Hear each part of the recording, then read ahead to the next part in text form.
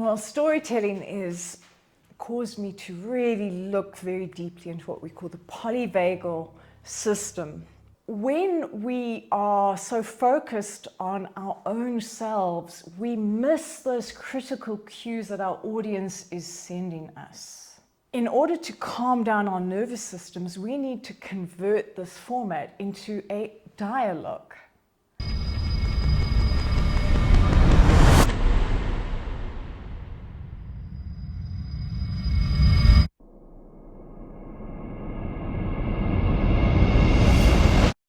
My name is Elaine Harman. I'm from the Skills Clinic, and my favorite course to train is the Presentation Clinic. It's been one of my babies for the last 14 years.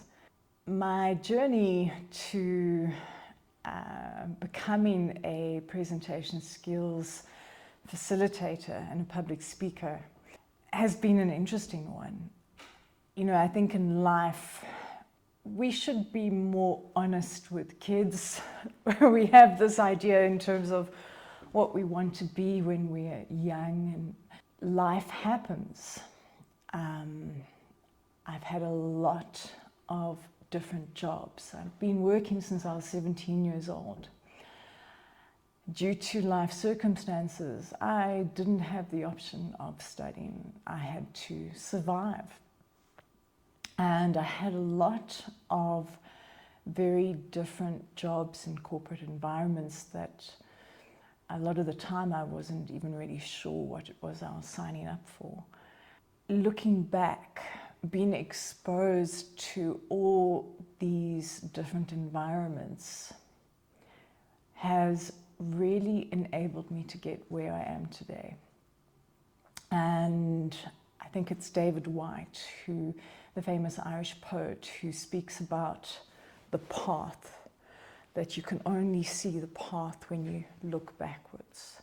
And it's every step that you take going forward. That is the path unfolding before you.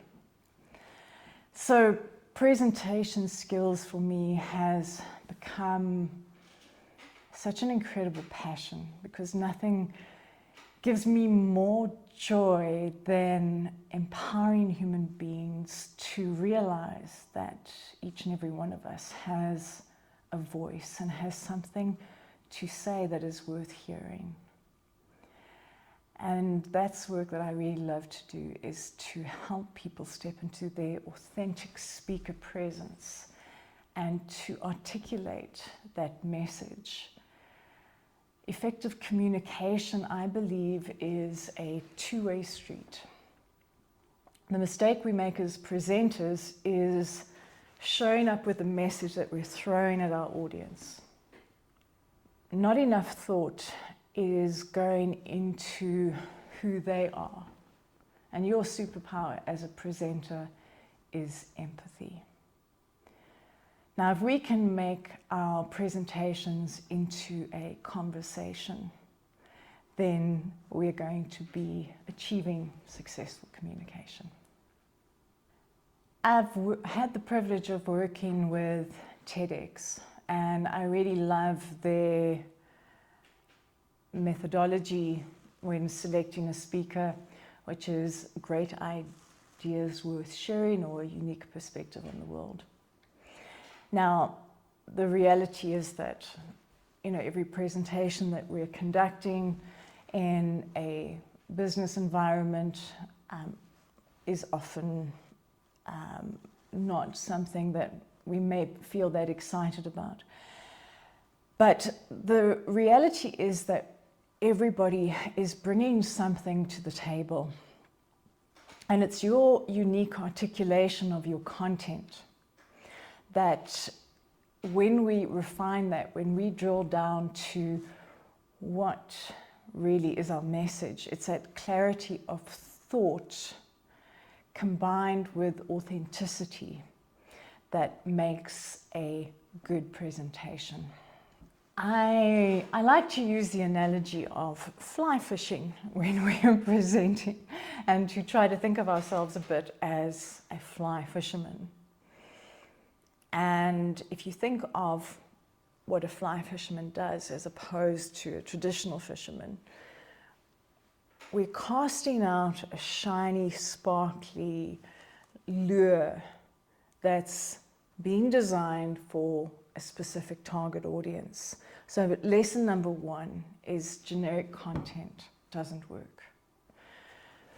You've got to craft your message for your audience. And your introduction really has got to be designed to captivate their attention. From the moment you open your mouth, you are engaging in the business of persuasion. That's even if you are presenting something as mundane as what you may perceive to be as presenting a report. Time is our most precious commodity. Now, when an audience shows up for us to present to, they're giving of us their most precious gift, their time. And to honor that exchange, not only do we need to show up in such a way that we can give of them something that's worthwhile, but we've also got to think of the element of we need to persuade them that what we have to say is worthwhile, that there's a reason to stay tuned for the duration of this presentation. In today's ever-evolving digital landscape, attention is incredibly limited. We are chronic multitaskers. If you look at the way technology has caused us to become dopamine addicted, we are constantly looking for the next hit, so to speak. You're competing for attention. You're not only competing for your audience's attention in terms of their devices, but the thoughts that are in their heads. So your job is to be captivating. You've got to persuade them from the minute you open your mouth that there is something in it for them. So we cast out that shiny, sparkly fly, so to speak. And for the duration of your presentation, you've got to maintain that tension to reel them in until you land them in your conclusion. So to talk about speech anxiety, something that I'd like to share is that I've gone on a long journey myself in researching ways to manage anxiety. And a lot of my methodologies come from the fact that I am a trauma survivor. Now, when we talk about speech anxiety, what we're looking at really, most often what's spoken about is the fight or flight response. Going down this road caused me to really look very deeply into what we call the polyvagal system, which doesn't just consist of the fight or flight response. It's fight, flight, freeze, or fawn. Now, when we think of fawning, we're talking about excessive apologizing. When we talk about freezing, that's the thing that I think everybody is most concerned of when we're speaking, that we're going to forget what it is we're going to say, hit that complete blackout moment. And that's why it's so important to understand the polyvagal response when you are engaging in something like public speaking. And really what we're wanting to do is calm down the nervous system so that we don't activate and become hyper aroused to that point. Now, in a nutshell, it's not a natural human phenomenon for one person to stand in front of a group of others and conduct a monologue. It was never intended in our biology for such an event to occur. In order to calm down our nervous systems, we need to convert this format into a dialogue. And when we start to engage, then we calm down our nervous systems. So it really is as simple as that. It's not a nice thing or a hypothetical to address one's speech anxiety. It is an imperative. Now, the reason for that is because when we are so focused on our own selves, we miss those critical cues that our audience is sending us. So we have that responsibility to take the attention away from us and to focus on them. And the great irony is that the more focused we are on who we're speaking to, then the less anxious we're going to be. Because now we remember that what we're actually doing is what we do every day of our lives, which is speaking to people about things that we know. And that's really what a good speaker does, is have a conversation with people. We're always selling, even when we think we're not selling. And it's really important to understand that. Now, you don't get anywhere until you have successfully established a trust relationship with your audience. So gate number one is you need to get your audience to trust you. That's really important to understand. And we've got to, once again, go back to that speech anxiety thing. Because when we're anxious, we give off signals that can activate a response in our audience unintentionally, because we're feeling defensive. So we'll close up. Also, what we can do is we'll put on a presentation persona that is not authentic. Now, we're hardwired to look for authenticity in one another. This goes back to our evolutionary biology. And authenticity is something that we can register. It's that gut feeling that something's just not right. Your ability to be vulnerable, to be authentic in front of your audience, it's so critical. And the reason it's so critical is if they don't trust you, if they don't believe you, and if you don't believe in what it is that you have to say, they're going to notice that. Now, that's one of the most critical components to be aware of, is to take the time to think about how you're feeling, to really give some consideration to how you are showing up. The message that we're conveying over all these years of working with presenters, I've been asking various levels of presenters, what is the point of your presentation? And unfortunately, I'll be honest that very few can actually articulate that for me in one sentence, which is alarming, because if you don't know where you're going, you're unlikely to get there. So we need to obtain that clarity of thought.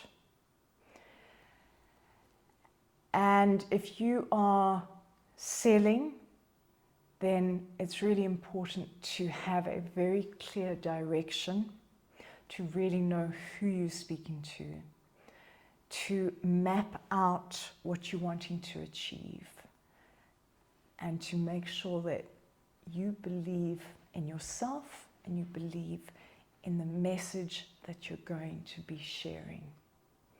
And if you don't, then they're going to pick that up, because we're hardwired. You don't need to go on a body language course to read body language. You've been reading it since the moment you opened your eyes. But what we do need to have awareness for is how we're showing up, because unfortunately we can't see ourselves, and we need to overcome our blind spots in order to see how our unconscious signals are being perceived. Well, storytelling is the big buzzword in business. However, if we take our typical business executive, I think that the whole notion of storytelling is incredibly intimidating. We think that we're not storytellers, but the reality is that the majority of human conversation, all that we're doing is we're telling stories. But I think that what is not translated and where we're getting it wrong is that we think that we have to insert an entire hero's journey into our presentation. And who really has time for that, to be completely honest? Yes, for marketing presentations where there's a lot of time to plan, that is something that we can look at, really building those strong stories. That there's a disconnect between reality and how much time most presenters actually have to prepare a presentation. So what we're wanting to do is to insert what we call narrative, to insert narrative as often as possible. And where people underestimate themselves is how many opportunities they have to share story, and the best stories to share are your own. When we embed facts in story, we bring information to life. We increase retention. And the human species is where it is today because of the stories that we share. We are successful as a species because we've been passing on this ancestral knowledge for so long. It's the reason that we know to eat this plant and not that one, because someone, somewhere along our line, ate that plant and isn't here to tell the tale. Now, it's actually profound how much knowledge we have accumulated and shared, and how rapidly we are evolving because of our ability to tell stories. And don't for 1 minute think that you're not a storyteller. Don't hold back on sharing a little bit of emotion, fleshing it out, because there isn't anything that people find as entertaining as stories.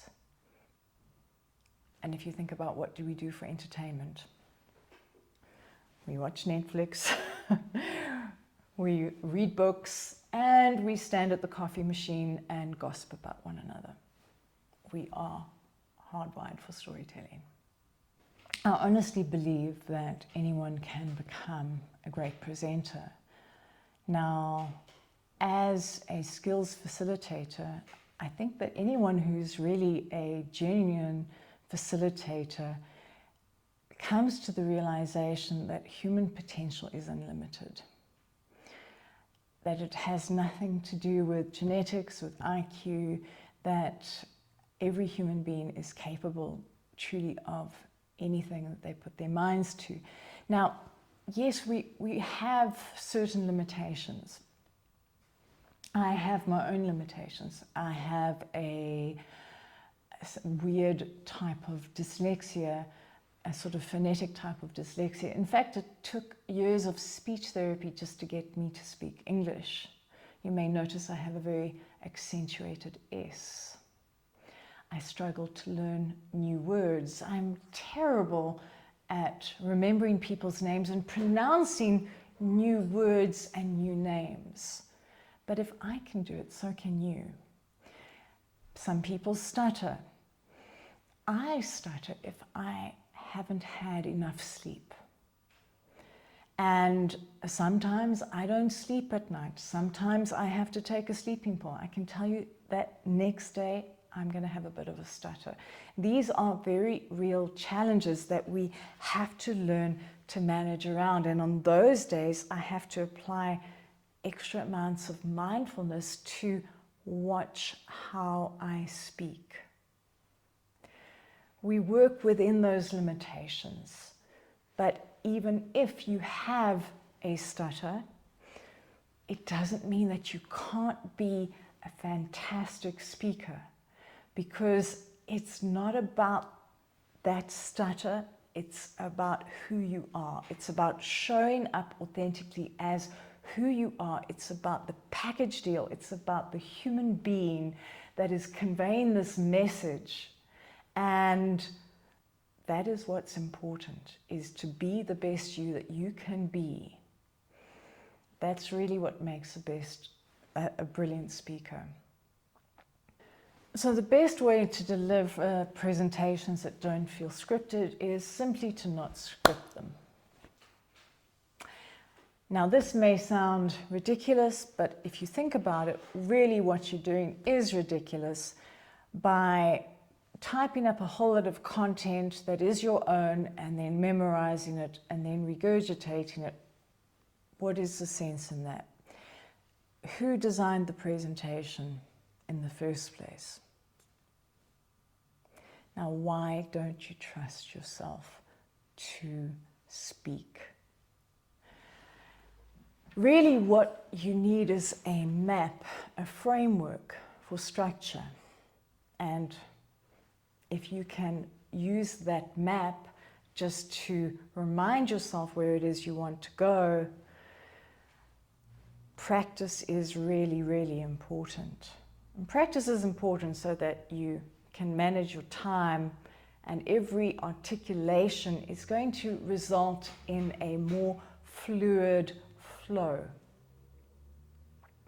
But to regurgitate a script, yes, there's certain circumstances where you're going to need to learn something verbatim, but a typical presentation is not that. Maybe there's one or two sentences, sure, but limit it to that. If there's one or 2 points you're really wanting to land, ideally in your introduction or conclusion. But I can tell you now that those scripted presentations are generally one of the major causes of speech anxiety and one of the main reasons why people are not connecting with their audiences.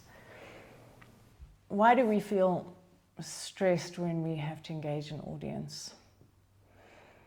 I do believe what you sow, you reap. The more you practice, the better you're going to feel. A number of golf players, I'm not going to say who because there's always a lot of controversy over this, have been quoted to say, the more I practice, the luckier I get. Which really, I do believe, is a very good motto for life. But if we look at why people are anxious when they speak, once again going back to the fact that it's just not a natural situation to deliver a monologue. Icebreakers, if we look at them, the misconception is that an icebreaker is for your audience. But everybody who's seated exactly where they are, they're perfectly safe. An icebreaker is really for the presenter or the facilitator. When you fire an icebreaker and you get audience response instantly, your polyvagal system is calming down. You're getting feedback. So that's one of the tips to calm yourself down. Watch the way in which you breathe and speak. The faster things are happening, the less control you have. So managing your breath is very, very important to take back your power and to take up more space. My other greatest passion, which ironically took many years to develop, is a time and stress management course that looks at, and I really think that time management should be looked at with a different lens. Time management is behavior. So going back to how do we manage ourselves and working from home, if we look at what we've just gone through, lockdown and an increase in disconnection, there's a huge need for separation from our work lives and our personal lives, which has become very difficult for people who are more isolated and are working from home with reduced amounts of social contact. Now, something that's really important to understand is that motivation is an intrinsic thing. It has to arise from within you. Nobody else can ever motivate you. External motivation is what we call pressure. And only you will know what can motivate you. It's going to be different for every single human being. So in other words, we are responsible for our own motivation, and we've got to find those things that appeal to us, and we've got to implement them. We've got to make space for things that we enjoy. We've got to make space to play. We've got to make space to connect to the self. Human beings are complex organisms, multifaceted organisms. We have many dimensions, and if we don't feed all of them, then we're going to wither. We're going to end up with burnout. We're not going to be healthy. Now, why we didn't get taught this in school, I don't know. And really, that's probably one of the most important lessons that we have to learn, is to make space to feed these different aspects of ourselves, from healthy body, healthy mind, healthy spiritual experience, whatever that looks like to you. And you don't have to be a spiritual person to have spirituality. It can be reading literature that appeals to you, articulating your altruism. But if we neglect a dimension of our beingness, then we start to experience dis-ease. So motivation is linked to our ability to experience joy. And we've got to make room for joy, passion. So working from home, any kind of work, we always, as a Buddhist say, have to chop wood and carry water. That how are we going to find that resilience to continue to do these things no matter what it looks like? And that work is on us ultimately. We are responsible for designing the lives that we want to live.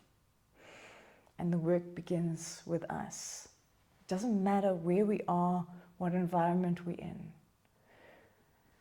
There are always going to be aspects of our work or aspects of our day that are not as much fun or as others. But how do we take responsibility to manage that and bring in balance? One of the most successful advertising campaigns, I think, in the history of advertising is Nike's slogan, "Just do it." And there's really just so much wisdom in that. The longer we spend thinking about it, the less likely we're going to be able to do it. It's really important to examine the narrator. And the reality is that the mind is more inclined to attach to negatives. So the more we think about bad stuff, it becomes a spiral. By moving,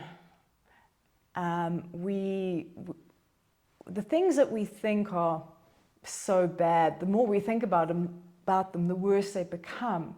It's procrastination. And you've probably noticed that as soon as you do something, that big, fat, hairy elephant is actually really only this big. So really the message here is keep moving. Just keep moving. Watch your thoughts. Don't get stuck in thinking, overthinking. I mean, there's a time and place for thinking. Obviously, we wouldn't be successful. But there's also the downside of thinking. And especially in the morning, what's really helpful is to develop rituals. Human beings are hardwired for ritual. And when we neglect those rituals, that's generally when things start to go downhill. I would say that some of the most important lessons I've learned is strategize, focus. We have a limited amount of energy, so the temptation for someone with as many interests as me is to and I think for entrepreneurs in general is to want to do everything and to do lots of things. So focus is really, really important. Constantly upskill. We have to evolve to stay alive. In this constantly evolving age of technology, we have to keep growing. Now, what separates us from machines is our ability to strategize. And that, I would say, is one of the most important skills you can possibly deploy. Your ability to critically think, critically, I should say, and develop as many skills as you can to improve your critical thinking.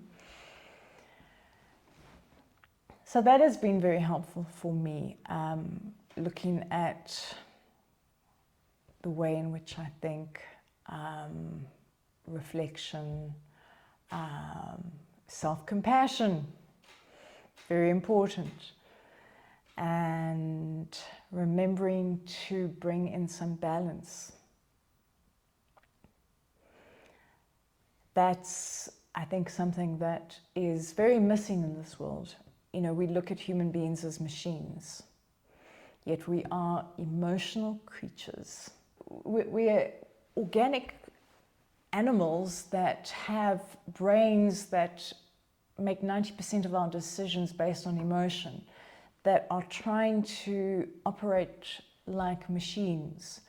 And it's quite heartbreaking that we have to put an E onto the word human to describe how we should best behave. It says a lot about the sickness of society. We need to really be more compassionate with ourselves. And it begins with the way in which we treat ourselves. And that self-compassion radiates outwards to the people in our spheres, in our world, in our lives. And I think that the one thing this world needs more than anything is huge doses of compassion.